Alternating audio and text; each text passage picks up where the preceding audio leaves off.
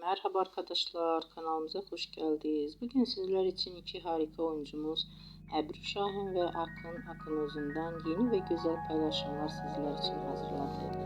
Onlar Hercai dizisinde rol almış ve herkes tarafından beğenilmiştir.